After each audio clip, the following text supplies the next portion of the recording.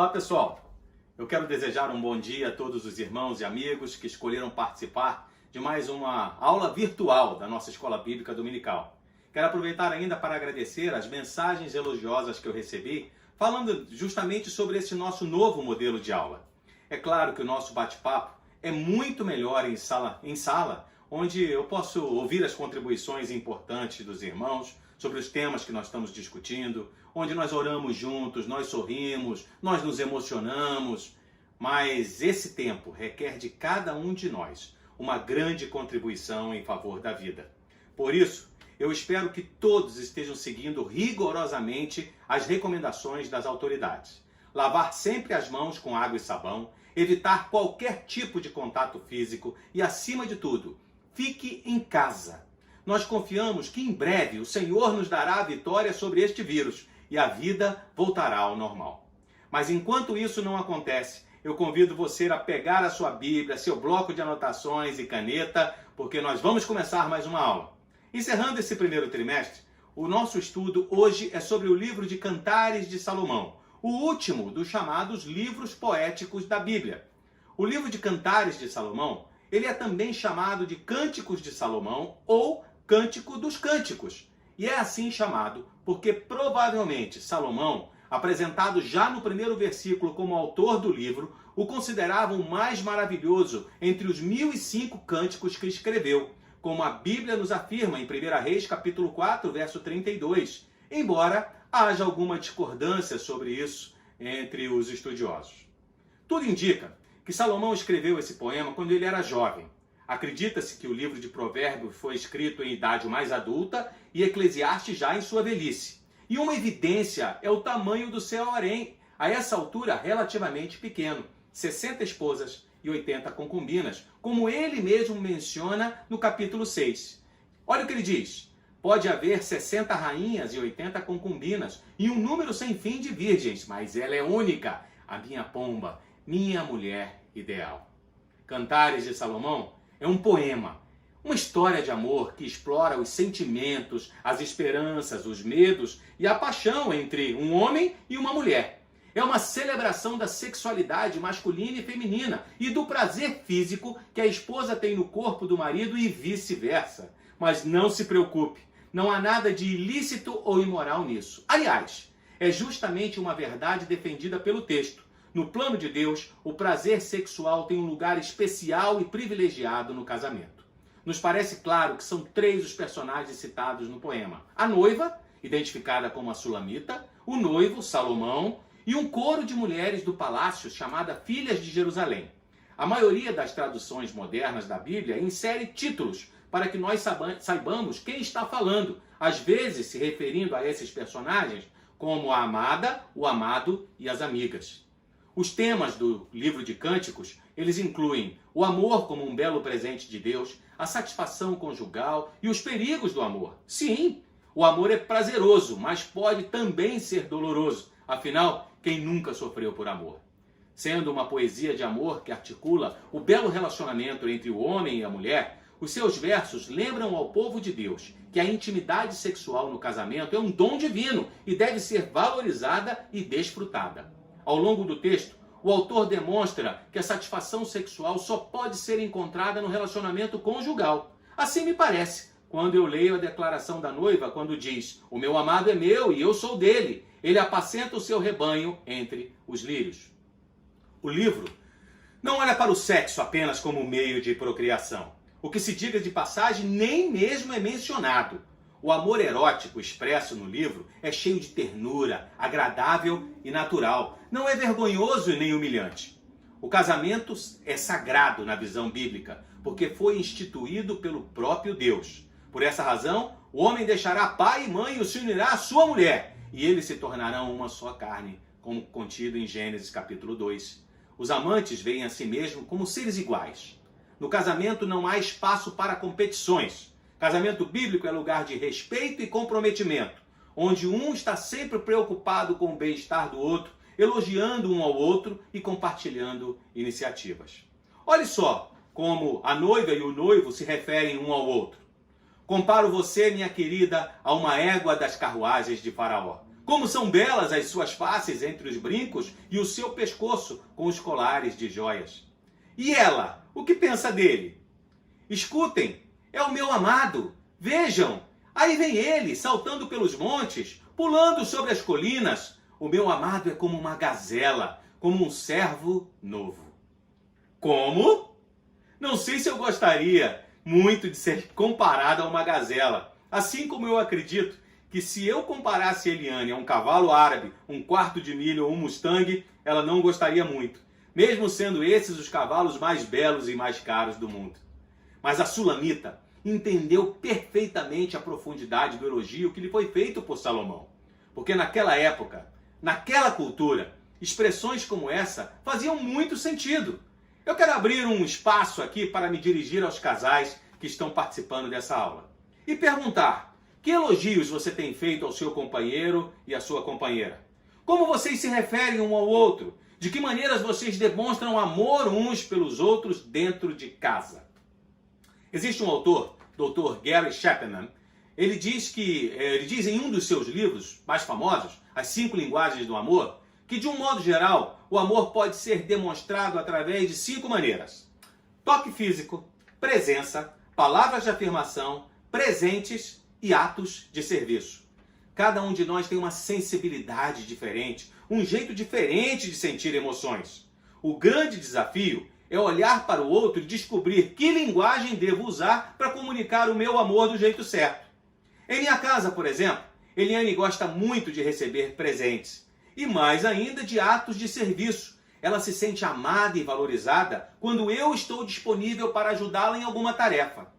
Por outro lado, eu preciso de toque físico e palavras de afirmação para me sentir amado.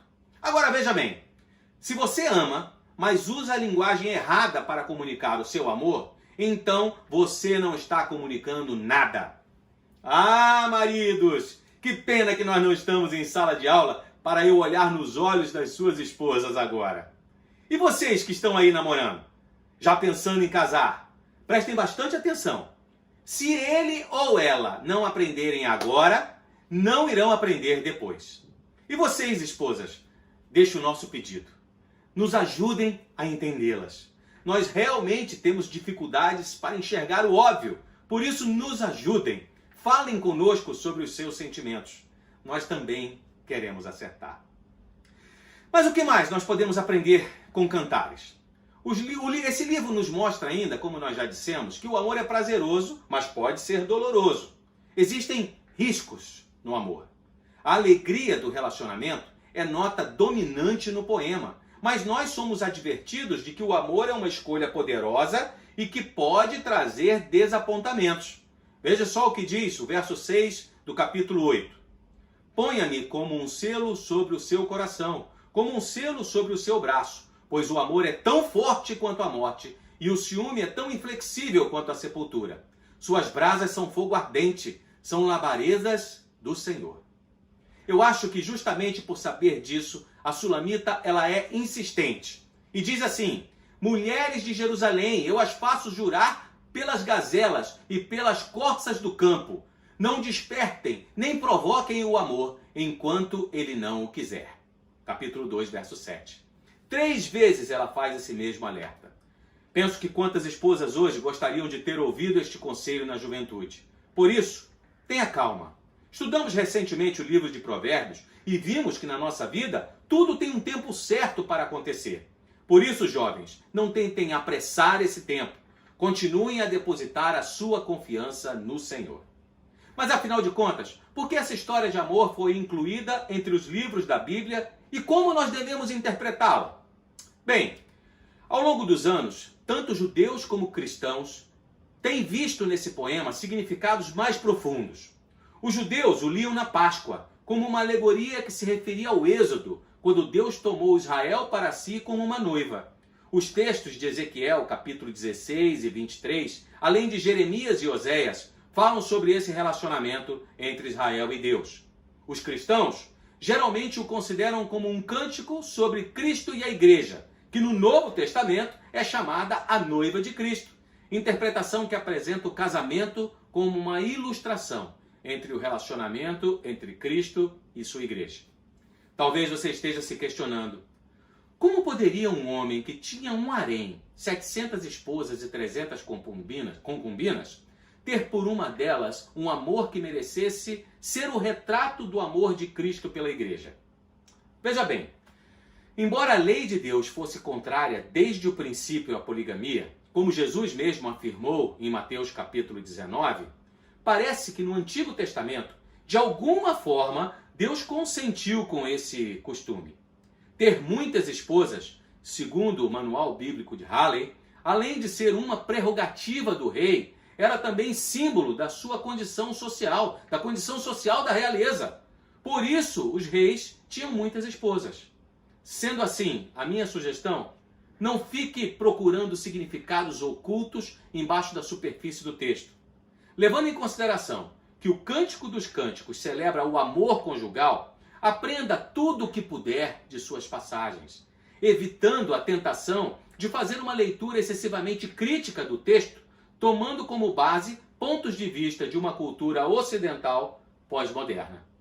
E por falar em pós-modernidade, eu não poderia deixar de afirmar que o Cântico dos Cânticos nos lembra que o amor sexual é uma relação especial, íntima, boa, linda, quando protegida no casamento, como Deus o criou. Vejam que não há nenhuma menção de atividade sexual até a consumação do casamento no capítulo 4. Olha o que Salomão diz: você é um jardim fechado, minha irmã, minha noiva. Você é uma nascente fechada, uma fonte selada. Ele está falando da virgindade da sua noiva, que só depois do casamento o convida a desfrutar de sua intimidade. Olhe agora a resposta dela: acorde, vento norte, venha, vento sul, sopre em meu jardim, para que a sua fragrância se espalhe ao seu redor. Que o meu amado entre em seu jardim e saboreie os seus deliciosos frutos. Há muito mais nesse livro, inclusive dificuldades, problemas no casamento e buscas de reconciliação. Mas uma das mensagens mais importantes para o nosso dia é uma perspectiva saudável da relação conjugal. Portanto, nós devemos observar o que nos ensina o autor da carta aos Hebreus: que o casamento seja respeitado por todos e que os maridos e as esposas sejam fiéis um ao outro. Deus julgará os imorais e os que cometem adultério. Acredito que o grande afeto que Salomão tinha por essa belíssima moça parece ter sido genuíno e inspirador. Então, se você é casado ou pretende se casar, faça como nós fizemos até agora. Procure princípios no livro que são aplicáveis aos nossos relacionamentos conjugais. Na próxima semana, nós estaremos iniciando um novo trimestre de estudo na nossa Escola Bíblica Dominical. Dessa vez, nós iremos para o Novo Testamento. Já estamos providenciando a digitalização das lições da revista, que, como você sabe, nós usamos como roteiro, para que você possa também fazer os seus estudos e os seus apontamentos. Nós estudaremos as cartas escritas pelo apóstolo Paulo aos Gálatas, Efésios, Filipenses e Colossenses. Estas igrejas enfrentaram grandes desafios, assim como hoje também nós, a Igreja do Senhor Jesus do século 21. Sofremos em meio a tantas mudanças e modernidades. Paulo, em seu texto, prioriza a centralidade de Cristo Jesus na vida da igreja. E esta verdade não mudou ao longo desses quase 2000 anos. Por isso, devemos olhar os ensinamentos contidos em cada uma dessas cartas como ferramentas para um crescimento individual, refletido numa vida comunitária saudável, tanto na igreja como no contexto de vida em que nós estamos inseridos. Então é isso. Se você também está em busca de uma vida de santidade, de crescimento espiritual e de fé constante, então você é nosso convidado. Não perca esta oportunidade e participe da nossa Escola Bíblica Dominical. Eu quero orar com você agora. Amado Deus, nós queremos te agradecer por essa oportunidade que temos de estudar a Tua Palavra, de encontrar princípios tão importantes para o nosso viver. Princípios, ó Deus, que devem ser aplicados em nossa vida diária e que devem refletir a Tua presença em nossos corações. Queremos pedir a ajuda do Teu Espírito Santo para que nós possamos não apenas compreender o que dizem as Escrituras, mas que nós possamos colocar tudo isso em prática a partir dos nossos lares, como incentivados por esse estudo do livro de Cântico dos Cânticos. Muito obrigado, ó Deus, pela certeza de que Tu estás cuidando de nós. E mais uma vez, nós queremos neste momento orar pelas famílias da nossa igreja, pelo fortalecimento dos seus laços, para que, ó Deus, o Teu Espírito Santo continue a abençoar cada um dos lares da nossa igreja, em especial nesse momento de isolamento social que vivemos. Aproveitamos para nos lembrar dos irmãos, especialmente dos irmãos que são autônomos e que precisam, ó Deus, das suas atividades diárias para prover o sustento dos seus lares. Que na Tua infinita misericórdia e bondade, de alguma maneira, Tu estejas nos protegendo, ó Deus, que de alguma maneira nós possamos atravessar por esse período da melhor maneira possível. Que nós possamos, ó Deus, ver o anúncio de que a cura, ó Deus, para essa doença que tem sido propagada pelo mundo seja encontrado pelos cientistas. Por isso rogamos a Tua bênção, ó Deus, a Tua unção sobre o trabalho desses profissionais. Enfim, Senhor, muito obrigado, porque temos a certeza que não estamos sozinhos. Continua a abençoar os membros da nossa igreja, os lares, ó Deus, representados na nossa igreja. Que o Teu Espírito Santo seja conosco. Em nome do Senhor Jesus, nós rogamos bênçãos para os Teus servos. Assim oramos. Amém. Muito obrigado por ter participado conosco até aqui. Uma nova semana se inicia. Então, força, foco e fé. Até o nosso próximo encontro.